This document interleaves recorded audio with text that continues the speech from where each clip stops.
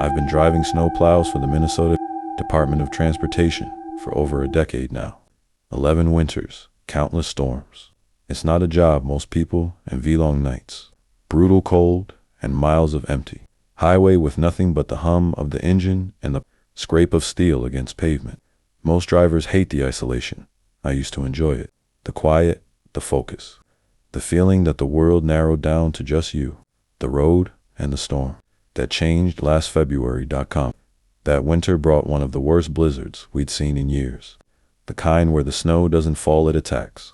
Visibility drops to nothing.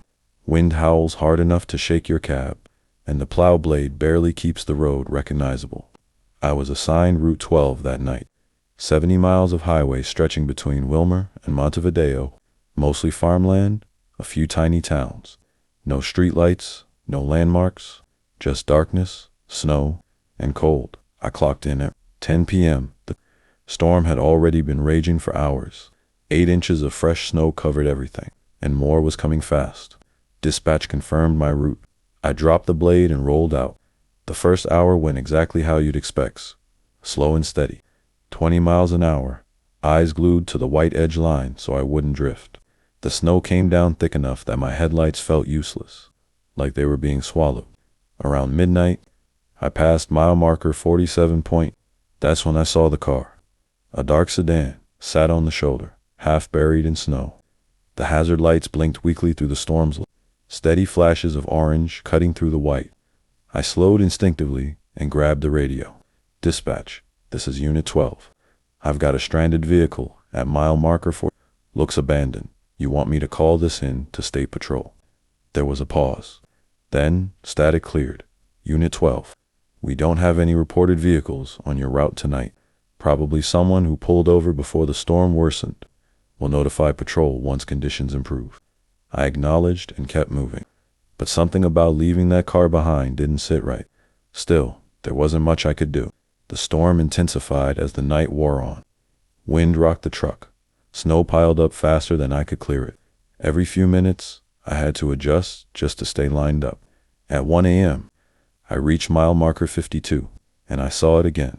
The same dark sedan, same position, same angle on the shoulder, same hazard lights blinking at that exact slow rhythm. I slammed the brakes. The truck skidded before stopping. My heart dropped. That wasn't possible. Route 12 is straight, long and open, no turnoff, no shortcuts. I had been plowing nonstop. There was no way a car could pass me without me seeing it.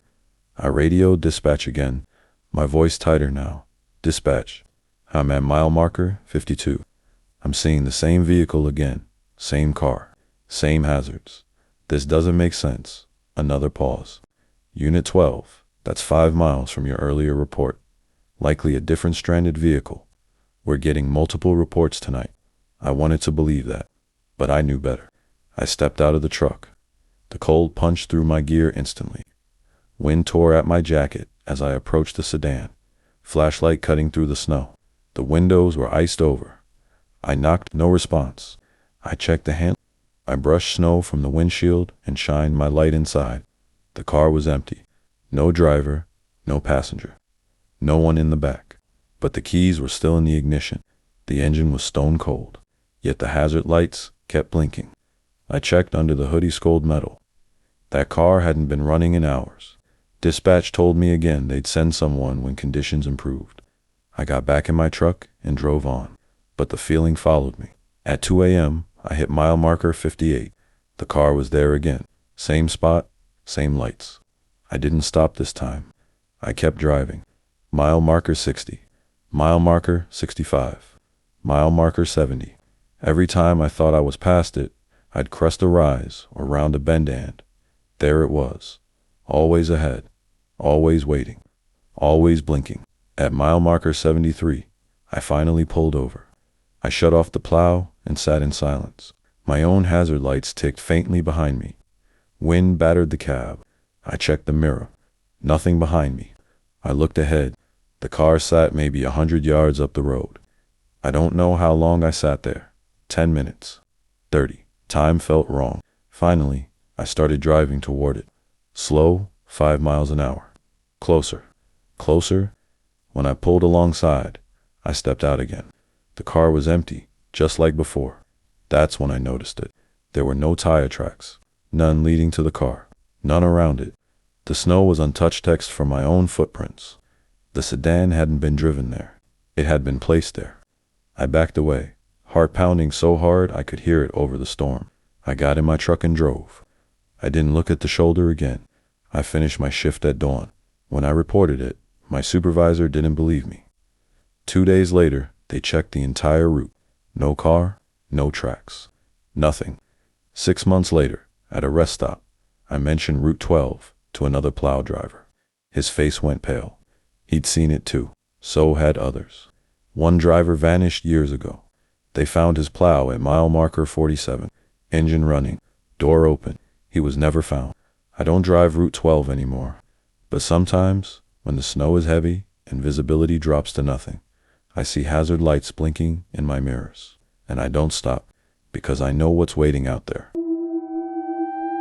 My grandmother lived alone in northern Wisconsin, in a quiet little town called Eagle River. It was the kind of place people only noticed on a map if they were already lost.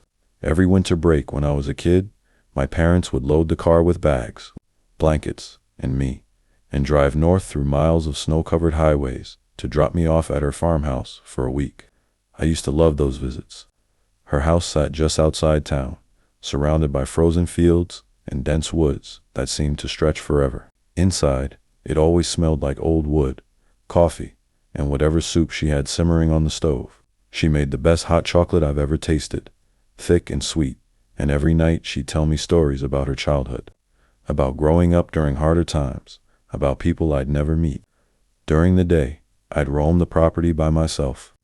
I built snowmen, threw snowballs at fence posts, followed animal tracks until they disappeared into the trees. It felt like my own private world, but there was one rule she never laughed about. One rule she repeated every single winter: never go near the tree in the back field. She didn't say it casually. She didn't smile when she said it. She said it the way adults do when they're afraid a child might die if they don't listen. I remember asking her why once. I must have been 8 or 9. She stopped what she was doing, looked at me for a long moment, and her face went strangely blank. "That tree isn't for playing," she said quietly. "You stay away from it." That was all. The tree itself was impossible to miss. It stood alone in the middle of the back field, about 200 yards from the house. A massive oak, leafless, even in spring, its branches twisted and reaching upward like skeletal fingers. Against the white snow, it looked almost black. Every winter, I'd stare at it from my bedroom window at night, wondering what made it so dangerous. Even as I grew older, even as I became a teenager and told myself I didn't believe in my grandmother's superstitions, I never went near it. Something about that tree felt wrong. Not scary in an obvious way, just wrong. Like it didn't belong there, or like it belonged there far too much. Life moved on. I left for college, then found a job in Minneapolis. Visits became rare. Years passed. My grandmother died when I was 32. Cancer, fast and merciless. She was gone before I really understood what was happening. She left me the house. I was struggling financially at the time, so I decided to move back temporarily, fix the place up, and figure out my next step. I arrived in mid-January. The town was buried under nearly 2 feet of snow. The house looked smaller than I remembered, older, sadder. The first few days were spent cleaning, sorting through boxes, and trying not to feel completely alone. One afternoon, while digging through the attic for photo albums, I found a small wooden box shoved behind old Christmas decorations. Inside were yellowed letters, a few black and white photographs, and a journal. My grandmother's handwriting. Most of it was boring. Grocery lists, notes about the weather, small thoughts about her days. Then I reached an entry, dated February 14th, 1969. It was short. "They finally stopped coming around asking about Martin. Sheriff says the case is closed. Nobody knows what we did. Nobody but Harold and me. The ground was too frozen for the cemetery, so we made our own choice. God, forgive us." I read it 3 times. Martin meant nothing to me. Harold was my grandfather, dead before I was born.